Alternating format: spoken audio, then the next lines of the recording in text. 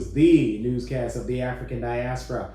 I'm your anchor, Ochanda, daily bringing you the top stories from Africa and the Caribbean. Let's take a look at today's news on Thursday, August 24th, 2023. We go to Zimbabwe, where voting has been extended. President Emerson Mnangagwa, aka the Crocodile, has used his powers under the Electoral Act, announcing that voting will continue into Thursday until 7 p.m. in certain wards. The delays also have affected voting in these wards for president and constituency MP, as the stations would not be able to open until ballot papers were sent. The president had said that it had been ascertained that certain polling stations for wards had not been open in the time that the Electoral Act provided. President Mnangagwa had said that he also realized that some polling stations in the affected wards would have to vote until the following day if they got the voting material, so that the 12 hours demanded by the Electoral Act were met.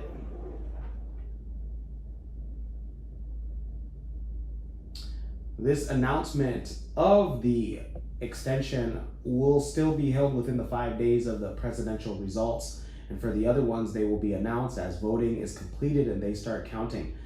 If asked today would be a holiday since yesterday was to allow people to vote, a government official had said, "I don't think so. But in those wards where they are voting, technically, it will be." Those in Zimbabwe, let us know your thoughts. Let us know if you had used your constitutional right to cast your vote. Well, let's go to South Africa, where BRICS had admitted new members. The BRICS, known as Brazil, Russia, India, and China, and South Africa, at their meeting in Johannesburg, announced today that a historic expansion of new countries will be included. Argentina, Egypt, Ethiopia, Saudi Arabia, and the United Arab Emirates are joining the group, which aims to increase its influence in the world, announced by South African President Cyril Ramaphosa. Chinese President Xi Jinping hailed this historic announcement and predicted a radiant future for the BRICS. This was announced in the favor of the expansion at the 15th summit, which opened on Tuesday and ended today. No information was released on the content of the discussions, nor specific criteria was used for the strategic choice of new entries. 40 countries from all over the world had applied for membership or expressed an interest in joining the new bloc, a sign of the growing influence of emerging countries on the world stage. According to the Club of Five, which produces a quarter of the world's wealth and brings together 42% of the world's population. Immediately after the announcement, celebrations all over social media came into play. Ethiopia's Prime Minister Abiy Ahmed was one and spoke of an important moment for his country, and Ethiopia is ready to cooperate with all for an inclusive and prosperous world order. Those in South Africa, let us know if you were surprised by the announcement of those 6 new entries.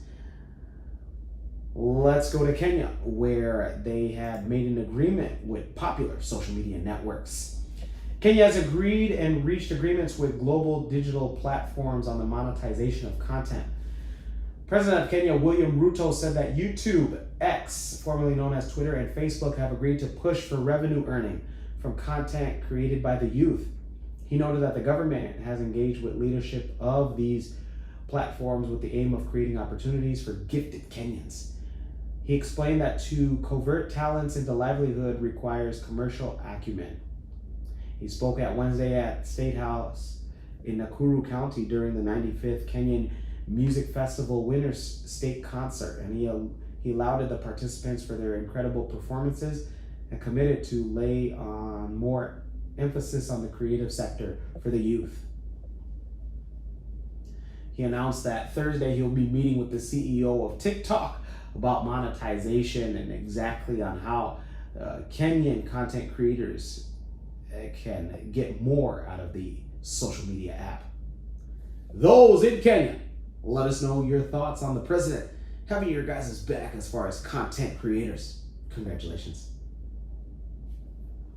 Let's go to West Africa, where the West African country of Gabon, or the West Central African country of Gabon, will have general elections taking place here soon.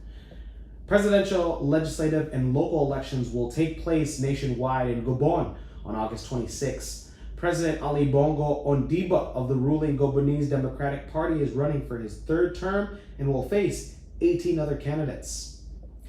An increase on security as well as road traffic and business disruptions are likely to be around political events and polling stations. Ondimba has deployed the army to help out during this election period. Demonstrations and political rallies are likely to lead up to the vote following the announcement of election results, especially in Libreville. Those in Gabon, let us know if you will also be using your constitutional right to cast your ballot for your candidate. Well, let's go to the Caribbean and end it there. We go to Jamaica, where rastafari and boys will no longer be required to wear hats. The Jamaican government says that male Rastafari students will no longer be required to wear toms, as known as crochet caps, to cover their dreadlocks while in class.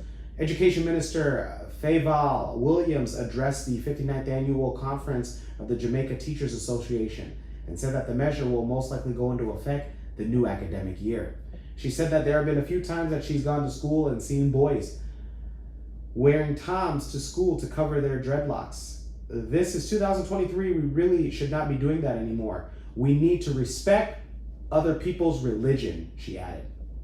She told the conference that the new directive is part of a new draft of the dress and grooming policy, which is set to be published in the new academic year. She also said that all of us have a unique opportunity not to only shape lives and minds, but future generations. Those in Jamaica, let us know how you feel about the education minister doing her best to make sure that everybody gets an equal chance at learning without any distractions. When we come back, we'll have today's African proverb of the day. Don't go anywhere. What's going on? MC Cadero, the #1 MC in the game. And I'm here at a wedding that I was booked for. You can also book me for not only your weddings, birthday parties, baby showers, graduation parties, all the above and everything in between. Visit www.mccadero.com. Looking forward to seeing you.